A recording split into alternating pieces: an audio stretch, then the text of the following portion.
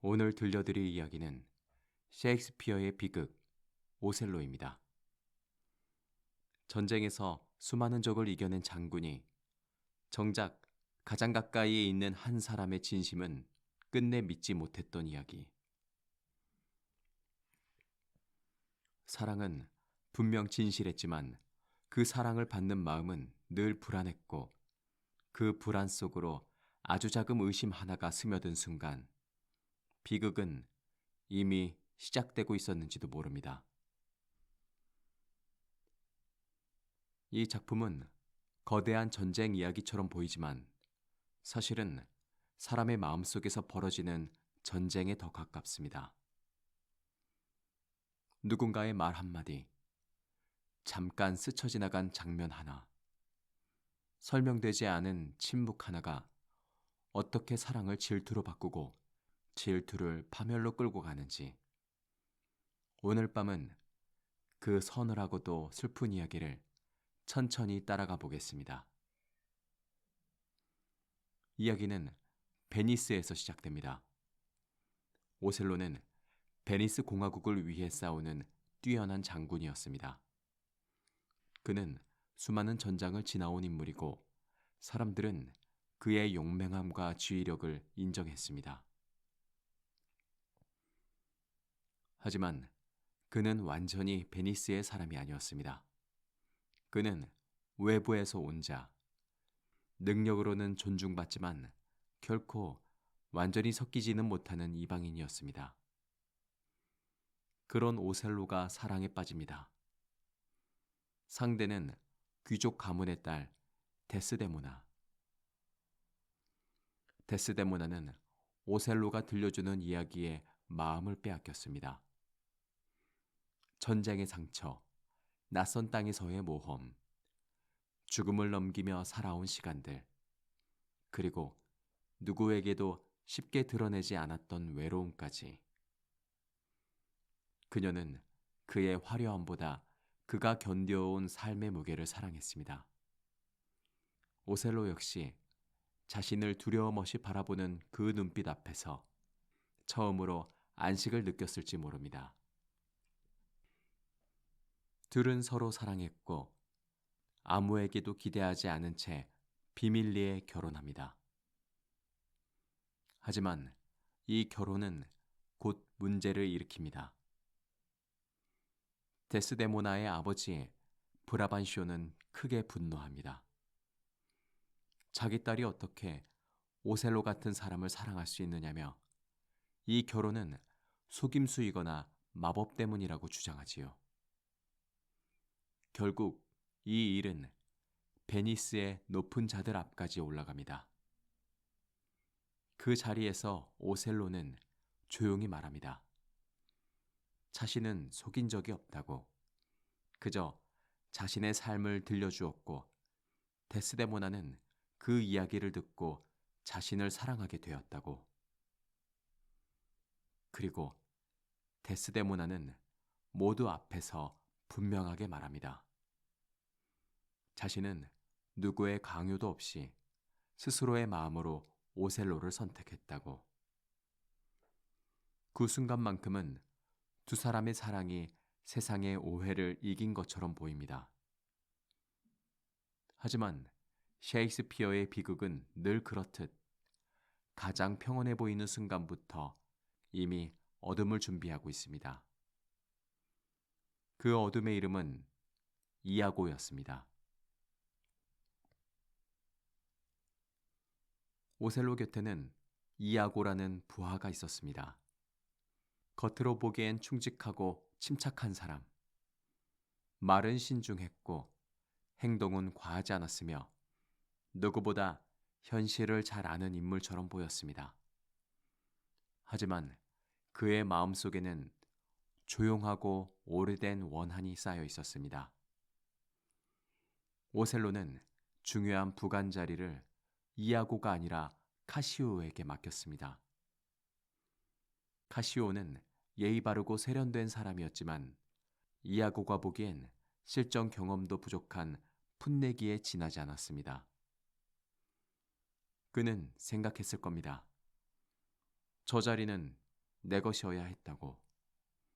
내가 더 오래 기다렸고, 내가 더 많이 싸웠고, 내가 더 자격 있다고. 바로 그 순간부터 이아고는 오셀로를 무너뜨리기로 마음먹습니다. 그는 정면으로 싸우는 사람이 아니었습니다.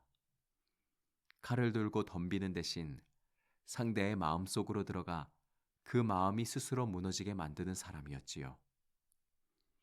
그는 자신의 원한을 드러내지 않습니다. 오히려 가장 믿음직한 얼굴로 오셀로 곁에 남아 있습니다. 그리고 그는 아주 정확히 알고 있었습니다. 사람을 파괴하는데 꼭 거대한 거짓말이 필요한 것은 아니라는 걸.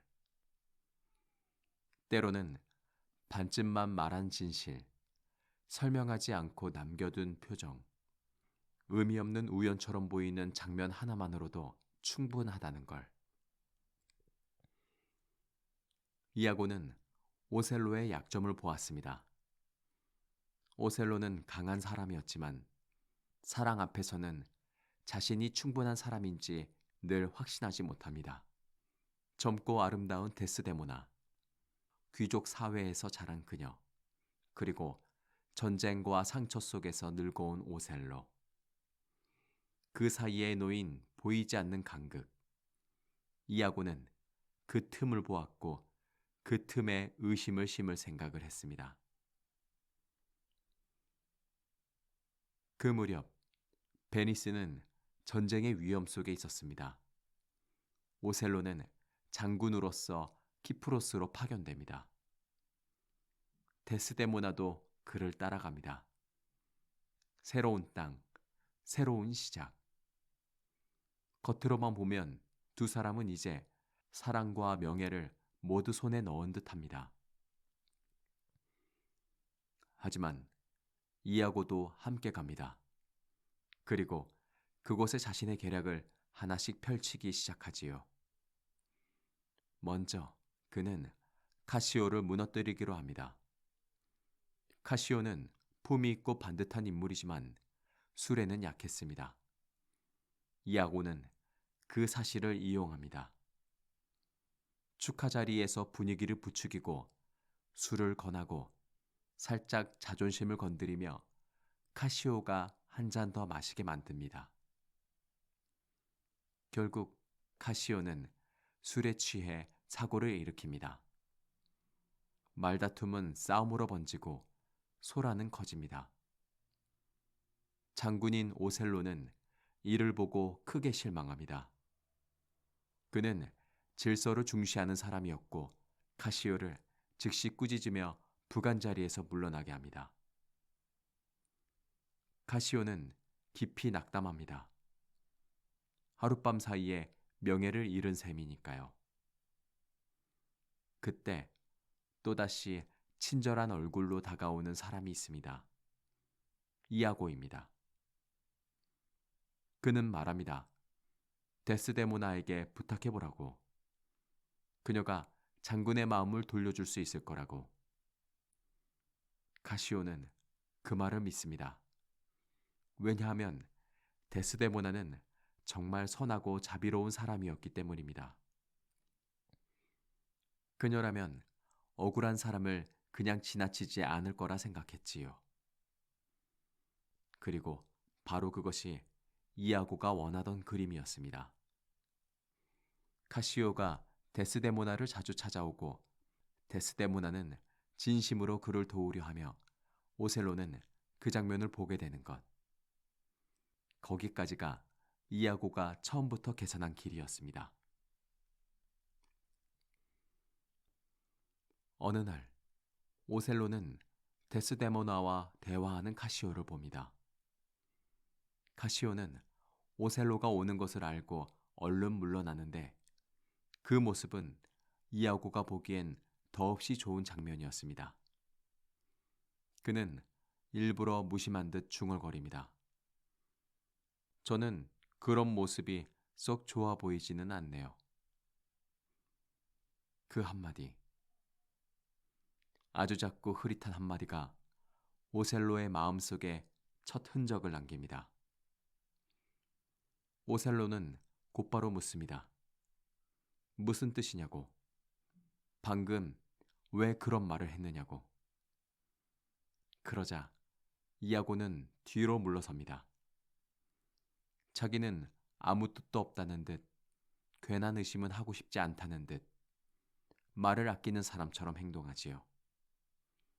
하지만 그런 태도가 더 무섭습니다.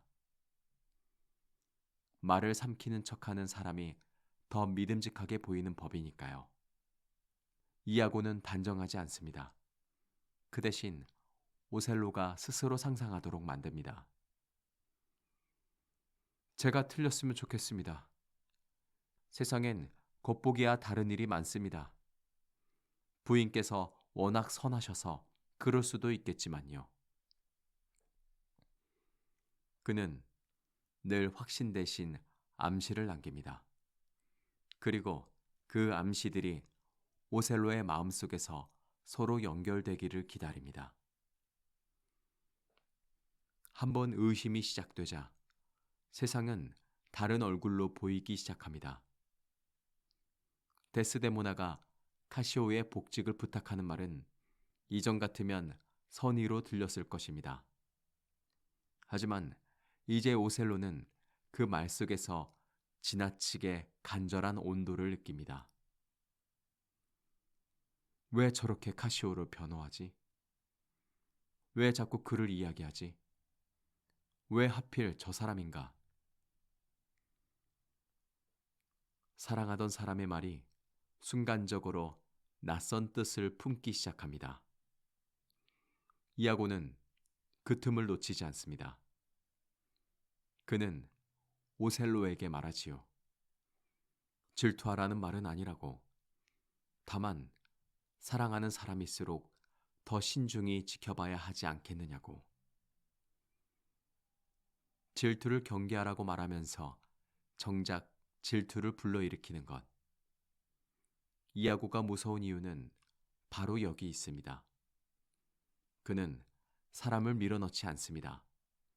그저 절벽 가까이 데려다 놓고 스스로 한 걸음 내딛게 만들지요. 오셀로에게는 데스데모나에게 준 특별한 손수건이 있었습니다. 그것은 단순한 선물이 아니었습니다. 두 사람의 약속이었고 두 사람 사이의 믿음을 상징하는 물건이었습니다. 하지만 어느 순간 데스데모나는 그 손수건을 떨어뜨리고 맙니다. 그것을 주운 사람은 이아고의 아내 에밀리아였습니다. 에밀리아는 손수건을 남편에게 건넵니다. 그저 남편이 원하는 물건이니 가져다 준다는 정도의 마음이었을 겁니다. 그 작은 행동이 어떤 비극을 부를지 그녀는 알지 못했습니다. 이아고는 그 손수건을 카시오의 방에 몰래 갖다 둡니다. 그리고 얼마 지나지 않아 오셀로는 손수건에 대해 묻습니다. 데스데모나는 당황합니다. 그것을 잃어버렸다는 사실조차 제대로 말하지 못합니다. 오셀로는 표정이 굳어집니다. 사랑의 상징이 사라졌다는 것. 그리고 그 물건이 나중에 카시오 곁에서 발견된다는 것. 이것은 이미 의심에 잠식된 사람에게 결정적인 증거처럼 보이기 충분했습니다. 하지만 비극은 여기서 끝나지 않습니다. 이아고는 또 하나의 장면을 준비합니다. 카시오가 어떤 여인에 대해 웃으며 말하는 모습을 오셀로에게 엿듣게 하지요. 그 대화의 상대는 데스데모나가 아니었습니다. 카시오에게 관심을 보이는 비앙카라는 여인이었습니다.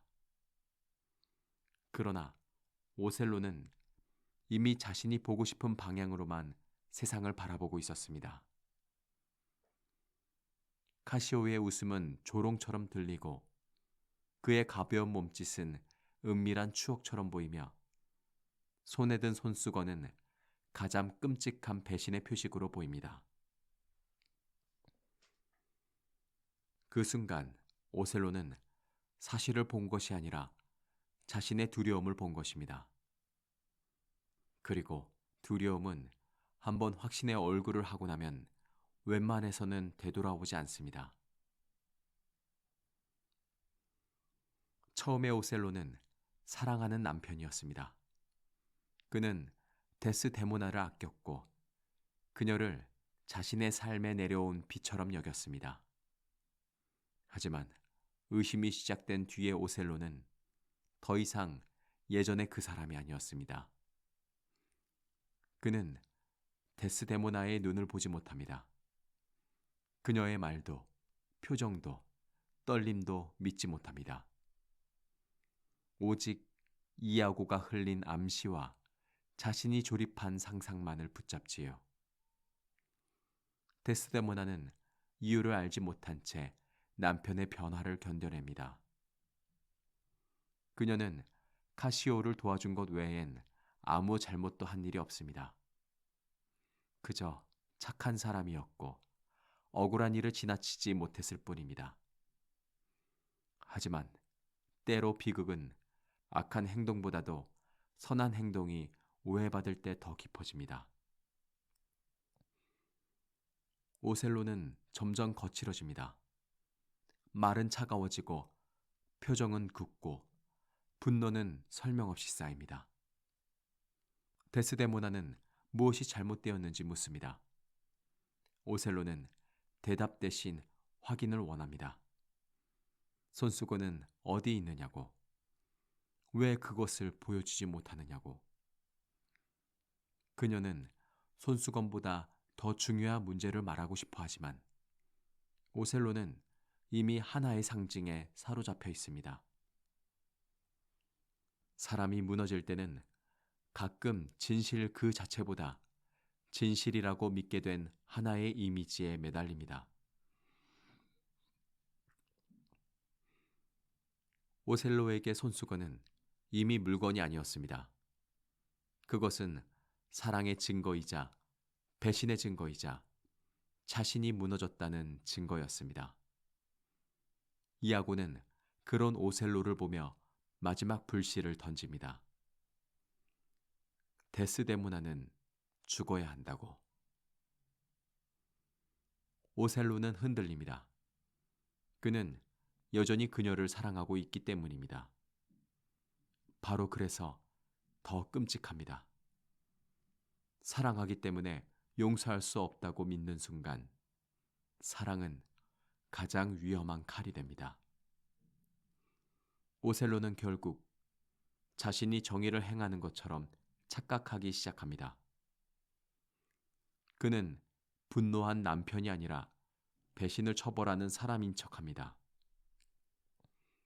그러나 그것은 정의가 아니라 왜곡된 상처의 얼굴이었습니다. 밤은 아주 조용히 찾아옵니다. 그리고 비극의 마지막 순간은 언제나 놀라울 만큼 조용합니다. 오셀로는 데스데모나가 잠든 방으로 들어갑니다.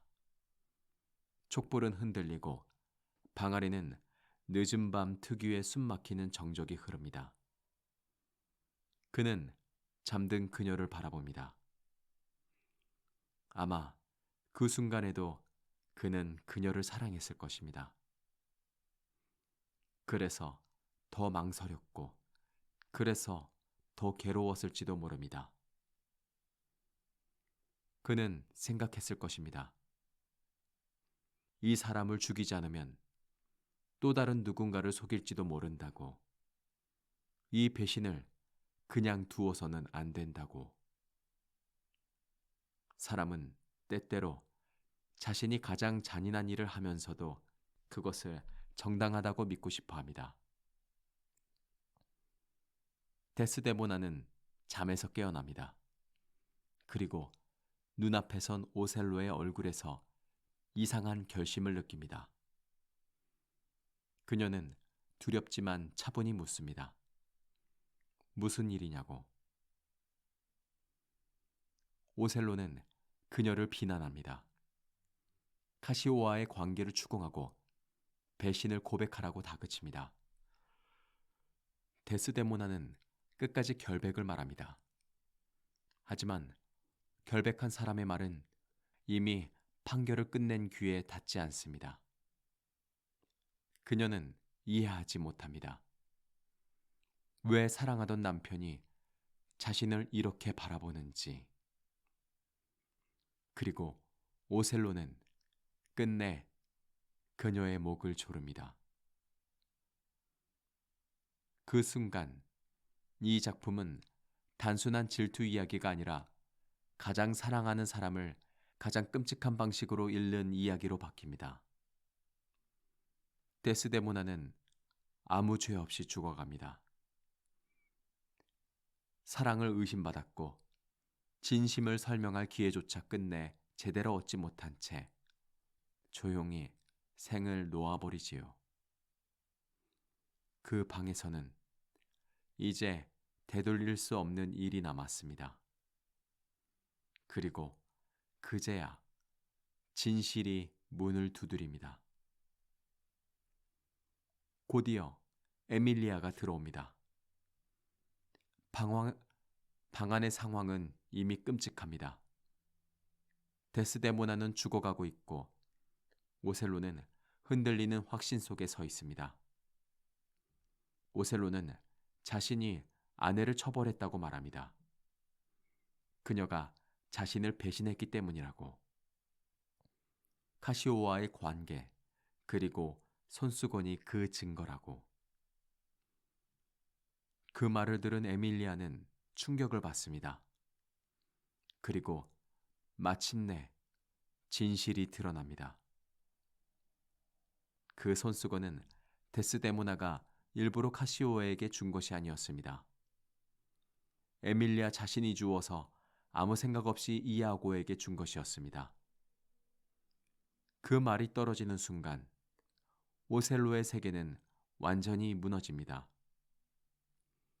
그가 믿었던 증거는 거짓이었고 그가 의지했던 조언자는 독이었으며 그가 처벌했다고 믿는 여자는 끝까지 무죄였습니다. 모든 것이 너무 늦었습니다.